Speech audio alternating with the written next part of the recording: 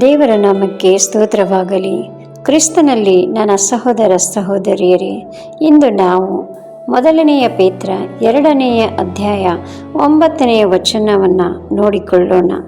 ವಚನವು ಹೀಗೆ ಹೇಳುತ್ತದೆ: ನೀವಾದರೂ ನಿಮ್ಮನ್ನು ಕತ್ತಲೆಯೊಳಗಿಂದ ಕರೆದು ತನ್ನ ಆಶ್ಚರ್ಯಕರವಾದ ಬೆಳಕಿನಲ್ಲಿ ಸೇರಿಸಿದಾತನ ಗುಣಾತಿಶಯಗಳನ್ನು ಪ್ರಚಾರ ಮಾಡುವವರಾಗುವಂತೆ ದೇವರಾದುಕೊಂಡ ಜನಾಂಗವು, ರಾಜವಂಶಸ್ಥರಾದ ಯಾಜಕರು, ಮೀಸಲಾದ ಜನವು, ದೇವರ ಸ್ವಕೀಯ ಪ್ರಜೆಯೂ ಆಗಿದ್ದೀರಿ ಎಂಬುದಾಗಿ.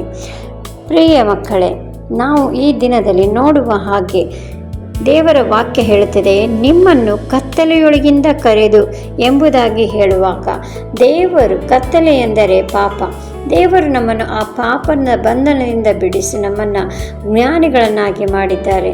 ಅಜ್ಞಾನ ಮತ್ತು ದೇವರಿಂದ ದೂರವಾದ ಜೀವನ ಅಂದರೆ ನಾವು ಬೆಳಕಾಗಿರುವಂಥ ಯೇಸುವನ್ನು, ಕ್ರಿಸ್ತನಲ್ಲಿ ದೊರೆಯುವ ಸತ್ಯ, ರಕ್ಷಣೆ ಮತ್ತು ಹೊಸ ಜೀವನವನ್ನು ನಾವು ಕೂಡ ದೇವರ ಆ ಗುಣಾತೀಶವನ್ನು, ದೇವರು ನಮಗೆ ದಯಪಾಲಿಸಿದಂಥ ಒಳ್ಳೆಯ ಆಶೀರ್ವಾದಗಳನ್ನು ನಾವು ಇತರರಿಗೂ ತಿಳಿಸುವಂತೆ ಆತನ ಕಾರ್ಯವನ್ನು ಮಾಡಬೇಕು.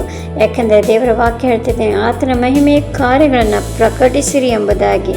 ಅಂದರೆ ದೇವರು ನಮ್ಮನ್ನು ಕೇವಲ ರಕ್ಷಣೆಗಾಗಿ ಮಾತ್ರವಲ್ಲ, ಆತನ ಪ್ರೀತಿ, ಕೃಪೆ ಮತ್ತು ರಕ್ಷಣೆ, ಸ್ವಾರ್ಥಿಯನ್ನು ಇತರರಿಗೆ ತಿಳಿಸಲು ನಮ್ಮನ್ನು ಕರೆದಿದ್ದಾನೆ ಎಂಬುದಾಗಿ. ಅಂದರೆ ಆತನ ಗುಣಗಳನ್ನು, ಆತನ ಅತಿಶಯಗಳನ್ನು ನಾವು ಪ್ರಚುರ ಮಾಡುವವರಾಗಿದ್ದೇವೆ.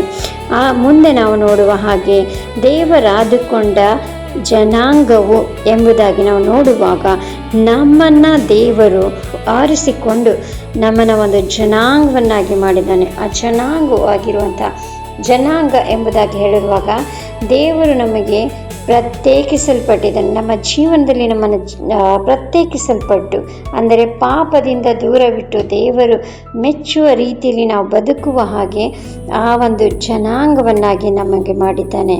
ಮತ್ತು 2ನೇದಾಗಿ ರಾಜವಂಶಸ್ಥರಾದ ಯಾಜಕರು ಎಂಬುದಾಗಿ ಹೇಳುವಾಗ, ಆ ಒಂದು ಯಾಜಕರು ನಾವು ನೋಡುವಾಗ, ಹಳೆ ಒಡಂಬಡಿಕೆಯಲ್ಲಿ ಯಾಜಕರು ದೇವರ ಮತ್ತು ಜನರ ನಡುವೆ ಮಧ್ಯವರ್ತಿಗಳಾಗಿದ್ದರು. ಈಗ ಕ್ರಿಸ್ತನಲ್ಲಿ ಪ್ರತಿಯೊಬ್ಬ ವಿಶ್ವಾಸಿಗೂ ದೇವರ ಬಳಿಗೆ ನೇರವಾಗಿ ಬರುವ ಅವಕಾಶ ಇದೆ. ಮತ್ತು ಪ್ರತಿಯೊಬ್ಬ ವಿಶ್ವಾಸಿ ದೇವರ ಸೇವೆ ಮಾಡುವ ಒಂದು ಜವಾಬ್ದಾರಿಯನ್ನು ಕೂಡ ಹೊಂದಿದ್ದಾನೆ.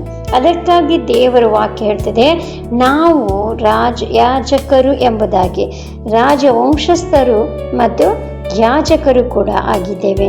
ಮತ್ತು ನಾವು ಮುಂದೆ ನೋಡುವಾಗ, ಮೀಸಲಾದ ಜನವು ಅಂದರೆ ನಾವು ಒಂದು ಜನಾಂಗದವರಾಗಿದ್ದೇವೆ.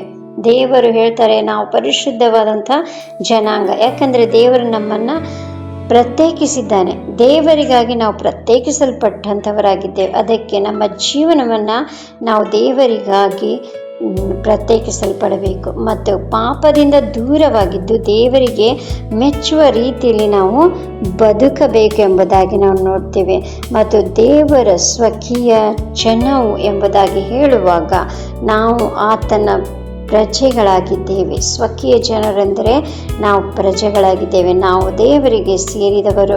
ನಮ್ಮ ಜೀವನ, ಮಾತು, ನಡೆ, ನುಡಿ ಎಲ್ಲವೂ ದೇವರಿಗೆ ಮಹಿಮೆ ತರುವಂತೆ ಇರಬೇಕೆಂಬುದೇ ದೇವರ ಉದ್ದೇಶವಾಗಿದೆ. ಅದಕ್ಕಾಗಿ ನನ್ನ ಸಹೋದರ ಸಹೋದರಿಯರೇ, ನಾವು ನೋಡಿಕೊಳ್ಳುವ ಹಾಗೆ ದೇವರು ನಿಮ್ಮನ್ನು ವಿಶೇಷ ಉದ್ದೇಶಕ್ಕಾಗಿ ಆರಿಸಿಕೊಂಡಿದ್ದಾನೆ.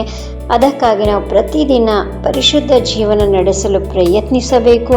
ಯೇಸು ಕ್ರಿಸ್ತನ ಸಾಕ್ಷಿಯಾಗಿ ನಮ್ಮ ಕುಟುಂಬ, ನಮ್ಮ ಸಹೋದರರು, ನಮ್ಮ ಸಮಾಜದಲ್ಲಿ ನಾವು ಬದುಕಿ ನಾವು ತೋರಿಸಬೇಕು. ನಮ್ಮ ಮಾತು, ನಡೆ ಮತ್ತು ಪ್ರೀತಿಯ ಮೂಲಕ ದೇವರ ಮಹಿಮೆಯನ್ನು ನಾವು ಪ್ರಕಟಿಸಬೇಕು. ನನ್ನ ಸಹೋದರ ಸಹೋದರಿಯರೇ, ಈ ವಾಕ್ಯಕ್ಕಾಗಿ ಸ್ತೋತ್ರ. ದೇವರು ನಿಮ್ಮನ್ನೆಲ್ಲರನ್ನ ಆಶೀರ್ವದಿಸಲಿ. ಆಮೆನ್.